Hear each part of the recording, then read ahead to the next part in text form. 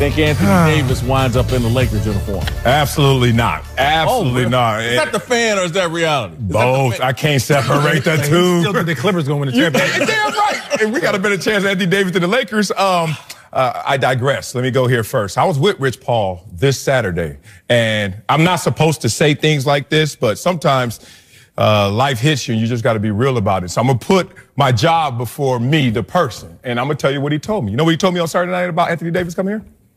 Nothing. You know why? Just leaked this Monday. I don't know what happened on Saturday. I wasted an opportunity with Rich Paul sitting there and didn't ask him a damn thing about this because I didn't know a damn thing about this. This is not urgency. This is not pressure. Even they've been on record, New Orleans, saying we feel the same after your report, Woj, as we did before your report. We still have this trade deadline. We still have the offseason. And we still have another trade deadline. This guy has no right to tell us what we have to do. He can only express his voice, what he feels, and then we'll react accordingly. I love that. I'm sorry, Laker fans. I know in the past it's always worked out for them to get the big man across the universe, but it's not going to work this time, at least not in this moment because of this report.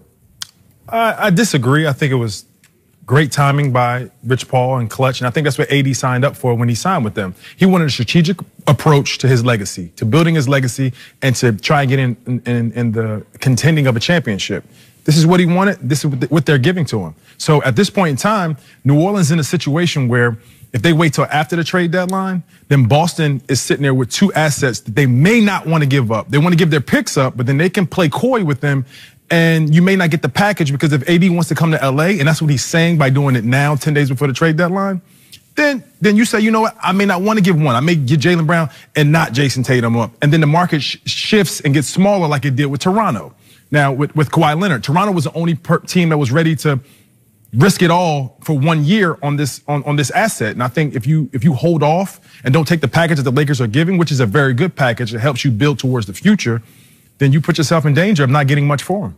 You think he winds up with the Lakers? I do think he winds up with the Lakers. Didn't he say they have the best package right now? Didn't he say, I want to go to a consistent winner?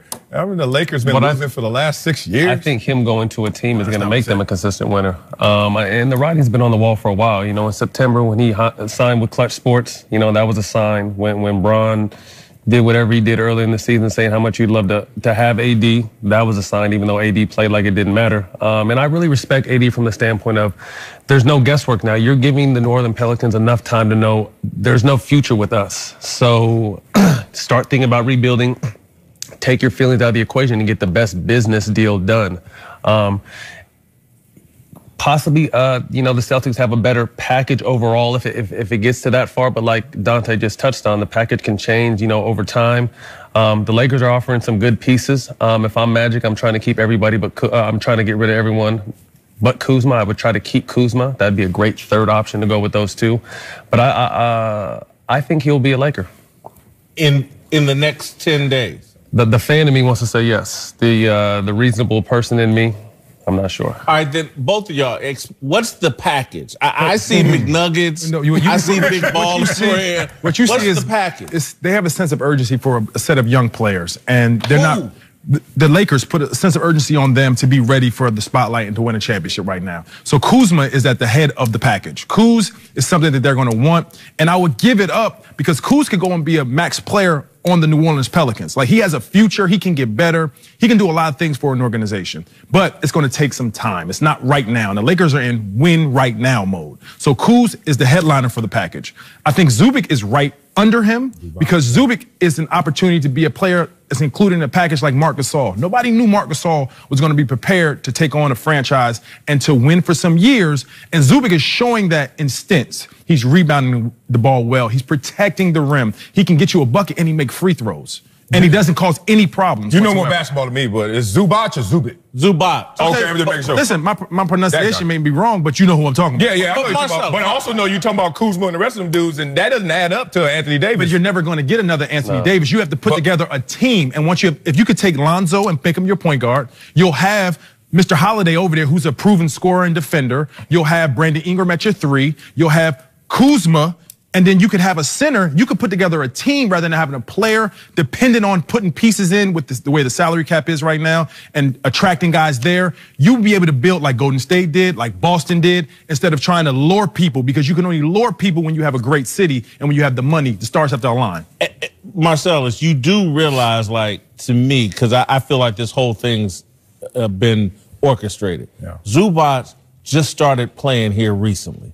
They've been showcasing him. They've been trying to elevate his trade right. They've been running some of the offense through him to showcase him. But y'all act like JaVale McGee didn't have pneumonia. Like, that's where it came from. He got sick, and then they were like, all right, we're going to put Tyson out there, but we're going to protect him because he is old. And then Zubac, who has shown flashes before, got his chance to shine again. You've seen people that try to do it. Yeah, exactly. Everyone can't do it, even though they feature. He's been able to be featured. Right. He's been able to score. He's been able to do what they ask. He's a big surprise, you know, like I said. So I think you have to organize these pieces and understand you got to take your emotions and your feelings out of it. What can we get? We're losing AD. We're never going to get an AD. AD is a generational player, 25 years old, one of the best bigs in the game.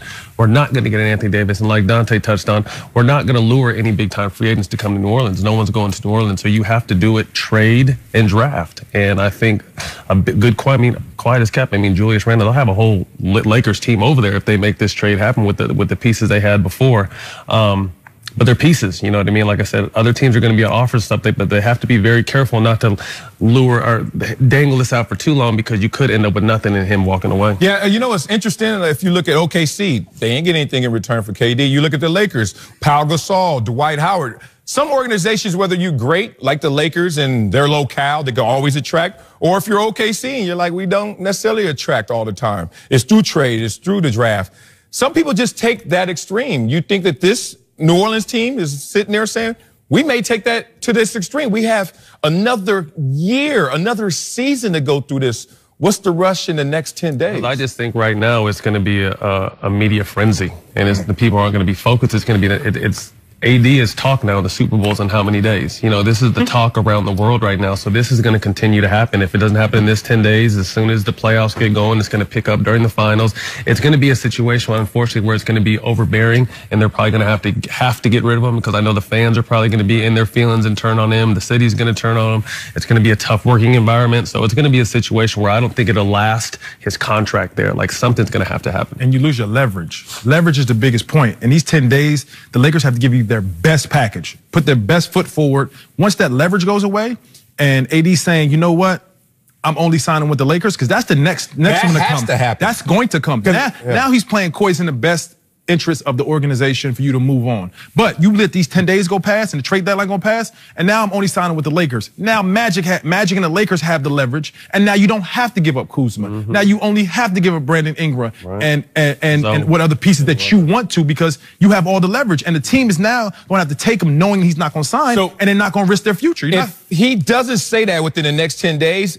New Orleans can sit there safely and say Boston still has a more attractive package. So it's on AD right now, correct? Then the leverage goes to Boston after the 10 days, because now I have the most attractive package. It'll never be on New Orleans. Right. Really. They're always they're going to be able to understand what package is better, but they're not necessarily going to have the leverage because they know their guy wants to leave. And I think even taking it back to when Bron started buying houses in LA a couple of summers ago. You know, AD bought a house in LA this past summer. AD's always here in the summertime. He likes, like I said, LA is more than basketball. And, you know, for these younger guys, that's what life and what culture is now. New Orleans has been in an uproar ever since the NFC Championship. And I've been saying, like, hey, man, that wasn't a rigged job. That was just a bad call. That was just a bad call, referee errors. When you look at the history of the NBA, go all the way back to George Mikan, Minneapolis Lakers, go to Wilt, to Kareem, to Shaq. The biggest attraction winds up on the Lakers. It's not a coincidence. What Matt is talking about, this has been in motion for years, even before LeBron got here. If the NBA is invested in the Lakers and LeBron James, and their TV ratings have slipped this year, they need a fix. Yeah, but Paul George was on his way to the Lakers as well, and things can get interrupted. You don't have to be AD, but they can still follow the same beat. So AD says, I'm on out of town. And you never know how an organization get in their feelings. They say, we get you out of town. We're just not going to get you where you want to land. But the Lakers, and then they waited. They waited. They played coy on that one too, and you didn't give them your best. You didn't put your best foot forward on that one. And said, "I'll wait." So the Lakers could learn. So the Lakers could learn in this situation. Like, and I don't understand that why Boston is your best package, because Boston may change on you. They have changed on you before. 4 unknown draft picks we don't know, rather than 4 or 5 commodities. Like, that's different than we don't know what could get. Injury could happen. Jason Tatum could get hurt. God willing, I hope that doesn't happen. Their assets could get hurt, and it could change the package, and then you could be stuck. Okay, look, I think it's inevitable, but here's what I think. And again, this is why I think the pieces, this has all been in motion for years. We've created this myth, and it's a myth in my mind, that Brandon Ingram is some sort of special player, that he's baby KD. And I'm like, no, he's not. No, he's not. He's a toothpick who can make some mid-range jumpers. He's not winning a championship for anybody. Quit comparing him to KD. But the whole media has been in on this selling and elevating the value of Brandon Ingram. Now I've just watched them pull the rabbit out of the hat. Hey, we're going to throw Zubac out here for 10 games and have oh, look at Zubac. Oh, my God. You can feature him. He's an asset. The whole poker. New Orleans is about to buy some fool's gold, and everybody's going to be okay with it. And Anthony Davis is going to come over, and the NBA is going to fix itself and have the LeBron show. And so let's just quickly move to the other topic. I think it's inevitable. I disagree with everything you just said. You said the same thing about the Memphis trade with Pau Gasol. Yeah, I just disagree. That's not happening in the next 10 days, and it may happen next trade deadline next year. Let's go with a hypothetical, because he believes, and I believe he's coming to the Lakers. He just wants the Clippers to be involved. With no assets. If he gets to the Lakers this year, AD, are they a threat to Golden State? Hell no. What? Why are we doing this? Okay, AD, you can come here and live and have a greater life outside the game of basketball, and you're more than an athlete. I love all that. But you're not gonna be a champion. If you leave that roster with LeBron, and you leave it with AD and the remains and ashes of a roster, because everybody else has to go to get AD, who's shooting? This is a team that shoots 28 in the league from 3-point. Who's shooting? They 30th from free throw percent. Like, who's shooting? They can't. I got something for that. Oh, go. So if you take AD, right, and you ship some out, everything. There's shooters. So you still have Caldwell Pope. You still have. No, you need to go with that contract. If they don't, you Hart. But none of them shoot possibility. Then you still got people that could be bought out in shooting. Like, shooting can be bought at this point in time at the trade deadline. So Melo's still out there.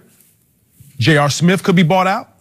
What I'm saying is, I'm not saying they'll beat the Warriors. No disrespect. That's a champion. That's a team that's running well right now. And Boogie Cousins doing his thing. No disrespect. But you could find shooting and make a team comparable to give them a scare, but the next year is where you'll be in contention for a championship and really there. Well, I think the Lakers and Magic have done a good job of showing they found these vet minimums with quality beginning of the summer when they signed JaVale, when they signed Lance, when they signed Beasley, when they signed Rondo. And I looked at it as like, these are seasoned, proven guys in the right situation they can make work, and they've all played well. I love that Beasley's finally getting a chance to play because he's very talented, but JaVale's played great.